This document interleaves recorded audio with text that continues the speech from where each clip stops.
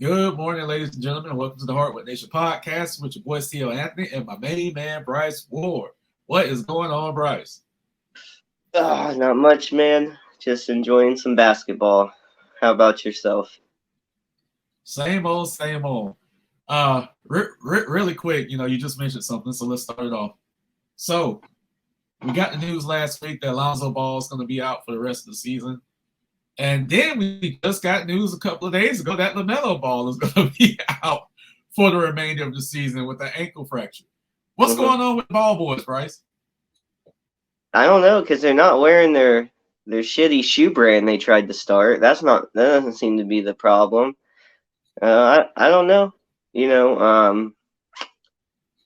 Some of these guys just, Steph Curry had a lot of issues his first few seasons in the league. So it's not indicative of how your career is going to go, but it's definitely not a great start. And, with LaMelo especially, such a bright future. I mean, so exciting and flashy to watch now. You just hate to see it. That's all. All of it is, I'm not a Charlotte fan. I'm not a Bulls fan. You just hate to see talent hurt. I've said it here multiple times. I just like to see people be able to play.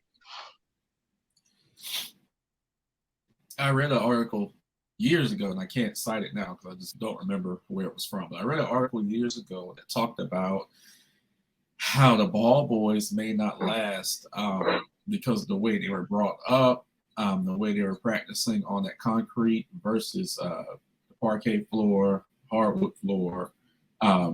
They predominantly were brought up playing in their driveway on the concrete, and they would have lower leg problems for the entirety of their career. And we're starting to see that now.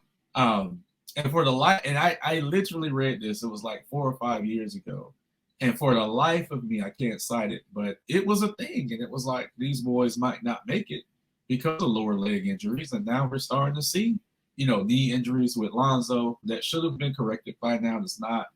And then this ankle fracture with LaMelo. I think LaMelo's is more of a fluke accident, but Lonzo has had knee issues since he's been in the league. He's missed chunks of seasons because of this. So more so with him, that article may come to pass. So hopefully, next year both those guys come back strong because we need another Ball brother matchup. We haven't seen one in almost a couple of years now, so we definitely need another one of those. I didn't know that was a thing where like playing on concrete was like worse for you or something. It's a thing. It is a thing.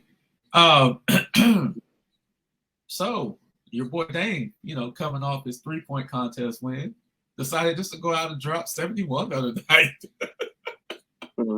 off the back of 13 made threes.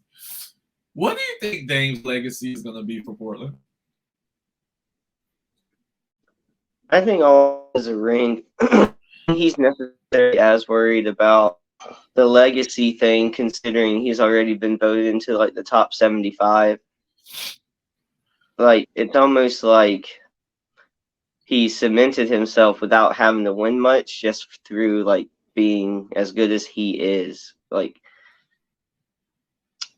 everything he's done basically like through himself. He's had some help and he's had some okay teammates in Portland, but they haven't had too much success. And when they did, I mean, it was Dame in the spotlight. We remember that big shot he hit years ago. Who was it over? Who'd they beat? He hit that. 1 year to beat OKC. Yeah, it was when he had that buzzer beater, right? 3 or something. Yeah. To win the game. Yeah. Well, anyways. I mean, no one's ever going to have anything like bad to say about him, only that if he doesn't win a championship, people are going to say he should have left. But I saw a quote from Dame just fairly recently, in a couple of days or so. He brought up Russ, and he said, look what has happened to Russ. He is like a first ballot Hall of Famer. He's an MVP. He's all these things. But the grass isn't always greener. He said, look what happened after those guys left OKC. Or specifically Westbrook. He was like, went to Washington. like got traded to from Washington, got traded from the Lakers now, or so that's 4 teams in like 4 years or something he was mentioning or something like that.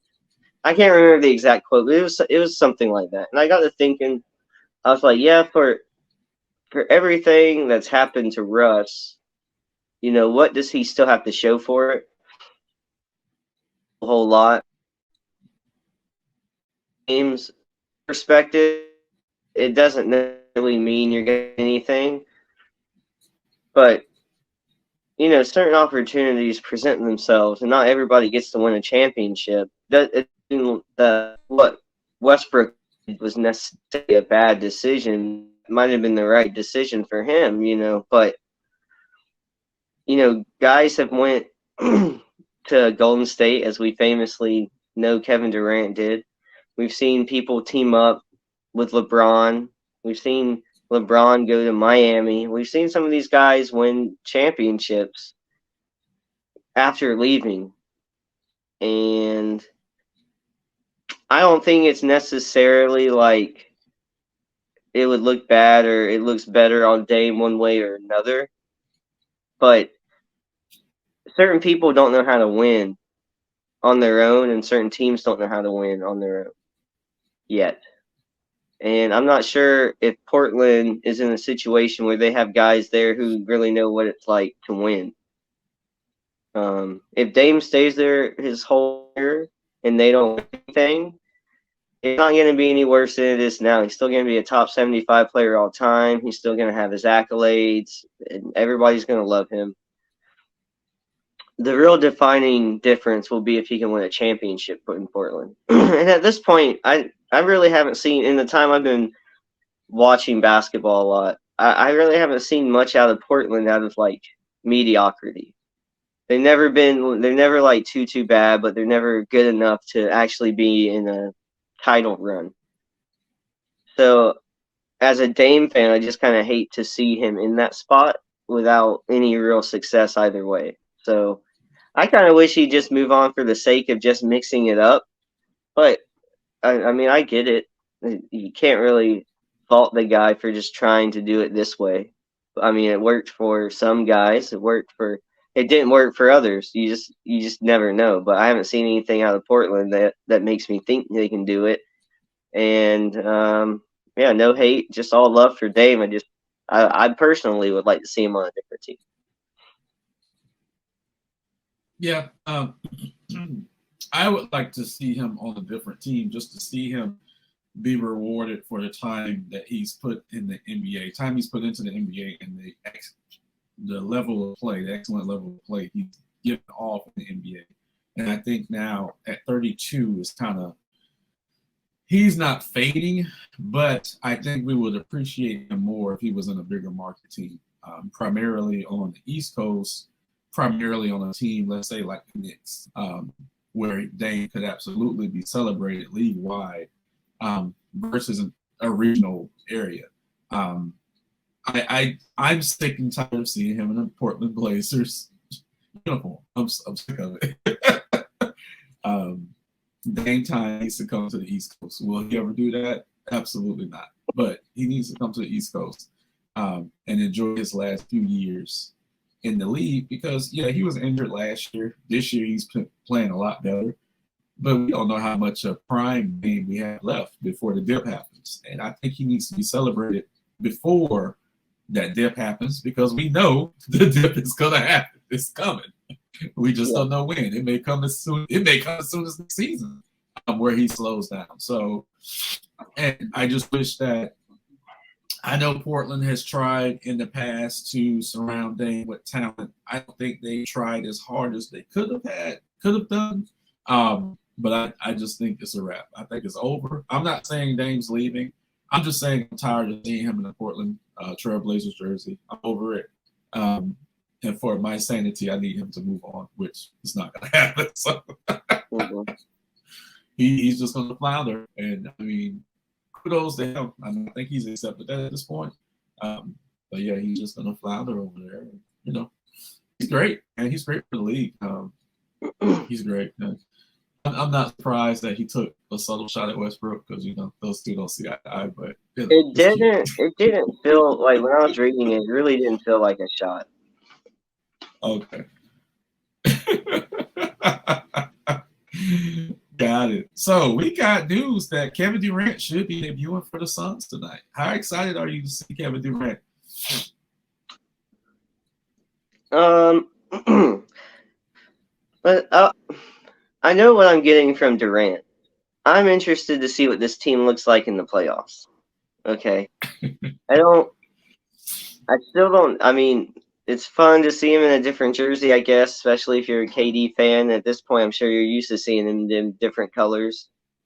Um, I don't think I'll be watching the game. I'll be paying attention to what happens after, in the score and the stat box and all those things.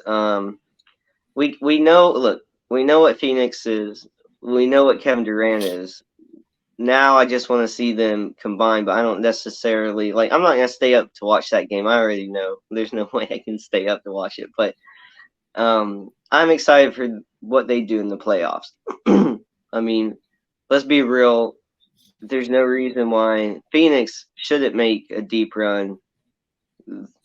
They've been daring to go to the finals and win a championship every year now, and we are ready to kind of like move on from them a little bit this year after the last 2 years. But this gives me new hope that I think they could come out of the West. They're just going to be super dangerous. So I hope the best for them. I hope they all stay healthy. But for the sake of the most exciting playoff basketball, I mean, there's no excuse. If they don't make it this year, at least to the finals, I'm almost ready to say this year, even though they didn't have Durant the whole time, it's almost a disappointment because Durant's like that plug and play guy. He can do the same. He's going to do the same thing on every team. I know it takes some continuity and guys playing together, but there's some veterans on the on the Suns. I just think it's a good fit. There shouldn't be too many roadblocks along the way unless they get in their own way. So I'm not exactly like super excited to see tonight's game just because I know I won't be able to watch it, but I'm excited to see what they do long term because I think they're extremely dangerous now. Absolutely. I'm gonna drop a bold prediction and then I'll explain it later. First round knockout in the Western Conference playoffs. I think they're gonna be out in the first round. Who's knocking them out? We're gonna get into that. We're gonna get into that. But yeah, we're going there. We're gonna get in a minute. No, I think they're gonna be knocked out in the first round. I have absolutely zero faith in the Phoenix Suns. Like Devin Booker would have to lose his mind, and I mean that in a good way. Devin Booker, because we've watched Kevin Durant the entirety of his career. Kevin Durant has never on his own led a team to the NBA Finals ever. We get what we get from Kevin Durant, we really do. Yeah. He's not that rah cheerleader guy that's going to pump up the team. They have that Chris Paul, so Kevin Durant's not going to be that guy. He's never going to be that guy. Devin Booker is the guy who would have to go absolutely quasar to lift the Suns up. He would have to be the difference maker in any playoff series, and I just don't know if he's there yet. And that's not knocking Devin Booker. I just don't think he's there yet, especially with the last 2 seasons he's had hamstring issues towards the end of the year and the playoffs. That's kind of slowed him down. But if the Suns were to make a deep playoff run, I think it would be on the back of Booker and not necessarily Durant. I think Durant's going to ease into the role that he was in with Golden State, where he's not necessarily the excuse me. He's not necessarily going to be the third option in Phoenix, but that's Chris Paul's team as far as leadership, and then Devin Booker as far as who's the ball. Yeah. So I think Kevin Durant's kind of gonna. It's a perfect place for a great role player to be. We still on that? The greatest role player in the history of the NBA. We're still on that. I'll never forget that. But I believe that Phoenix is going to run into some problems. And let's just jump ahead real quick and we'll explain why. If we look at the standings in the Western Conference, Phoenix right now is 4 and Golden State is 5. And I still think it's currently constructed Golden State could take out Phoenix. They match up very well. Golden State's a little bigger. Phoenix's bench is a lot weaker right now. I really think Golden State could give them a run for their money if that's the first round matchup, the 4 or 5 matchup. Now, Phoenix would have home court advantage, but we still can't. Of all the teams that Golden State could play in the first round, they match up the best right now against Phoenix. And if I'm Phoenix, I'm like, I cannot be in that 4th spot while Golden State's in the 5th spot. Like, we absolutely cannot. If you're Golden State, who do you want to play more now? The Suns, so you get to beat up on Durant, or do you want Memphis just because you don't like Memphis? Oh, the Suns.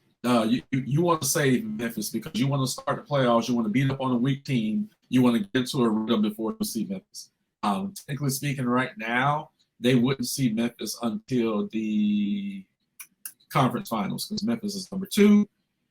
Kudos to Denver for being number 1. You know what I'm saying? How you feel about Denver? Because Denver, for the majority of the season, has been number 1 in the Western Conference.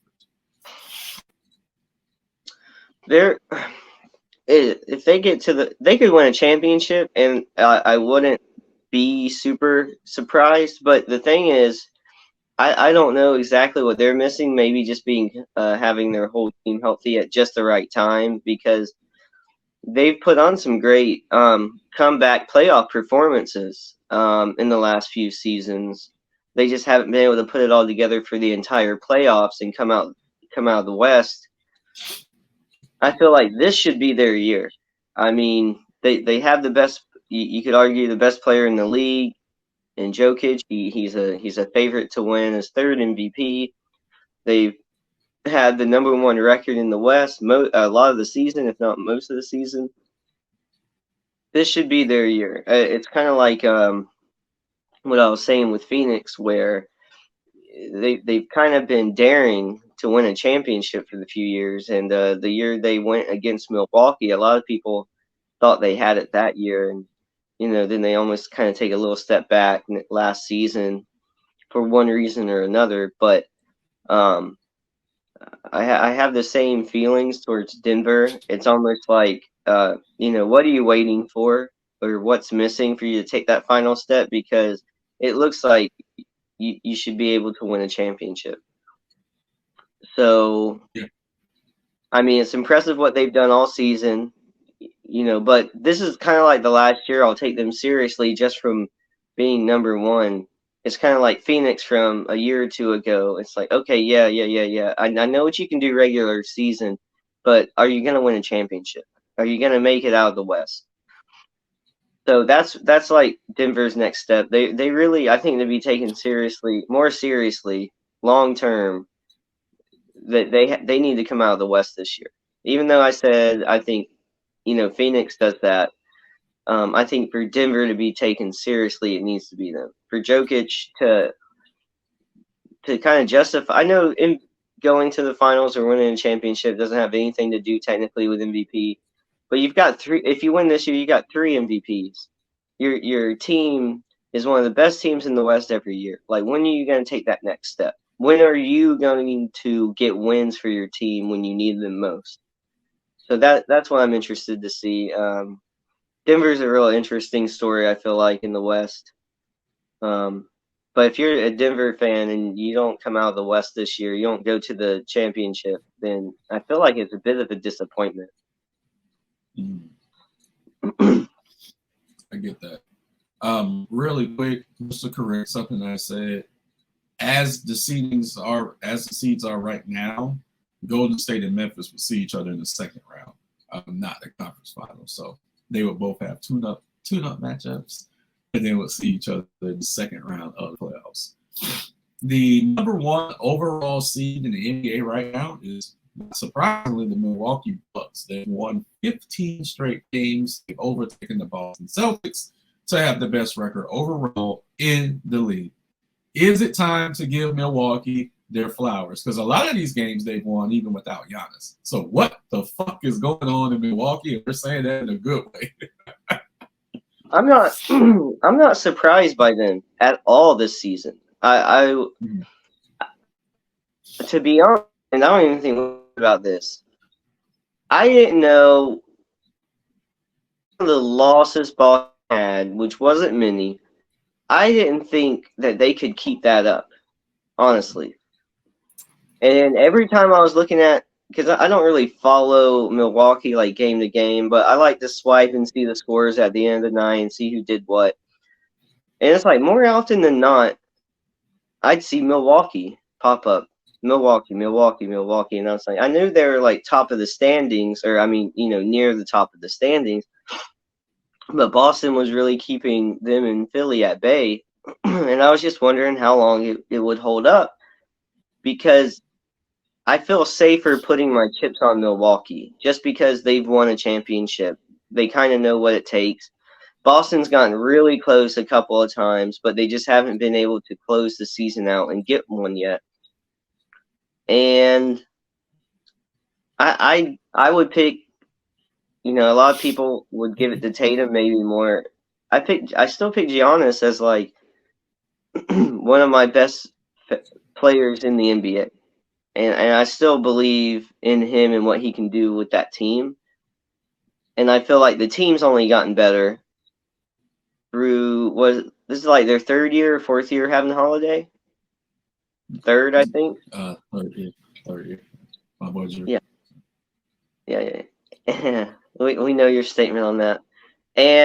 But it makes sense to me that they would, only hone the skills of the team, get better at what they're already good at, kind of thing.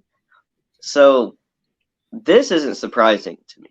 I've kind of had it in the back of my mind that they were as good, or if not better, than Boston, whether or not the records reflect it. And it's finally kind of come to the forefront, I'd say. Like they're kind of undeniable. There's something I don't believe in with the Boston team.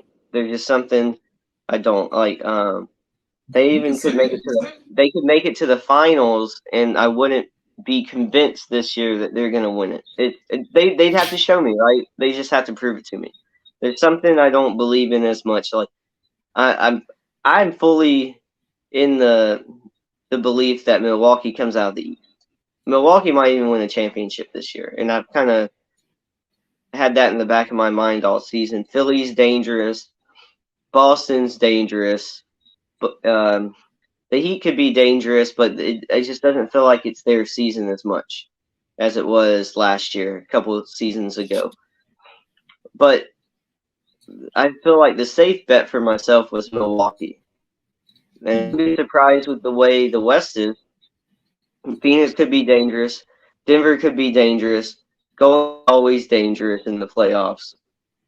I think Milwaukee has a very good chance to win a championship this year, because none of those Western teams, two of them really haven't won anything significant before except going to the Western Conference Finals. And Golden State, I don't know if they could pull off beating Milwaukee anymore. A couple of seasons ago, yeah, maybe. This year, I would actually give the advantage to Milwaukee. So I'm just not convinced that the West has a team that could beat Milwaukee this year. So I've kind of been waiting for them to take over the number one spot. I was kind of surprised Boston held on to it as long as they did. Yeah.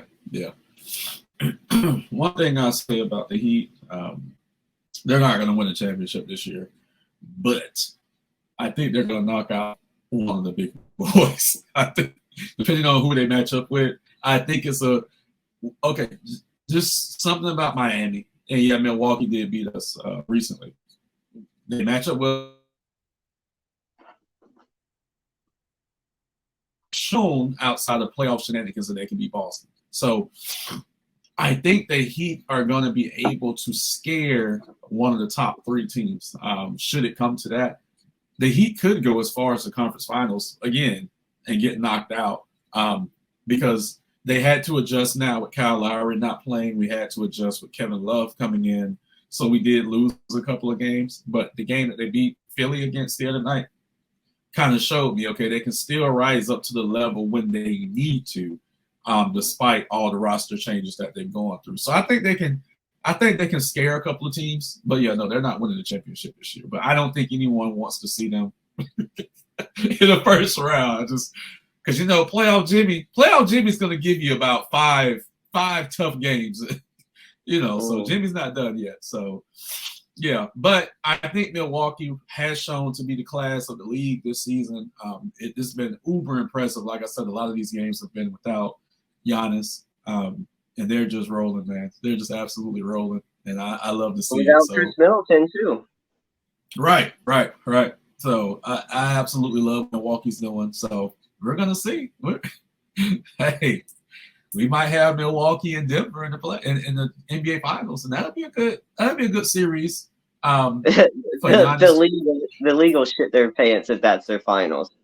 Their brain will explode. Look. Denver and Milwaukee, they would hate it. Though.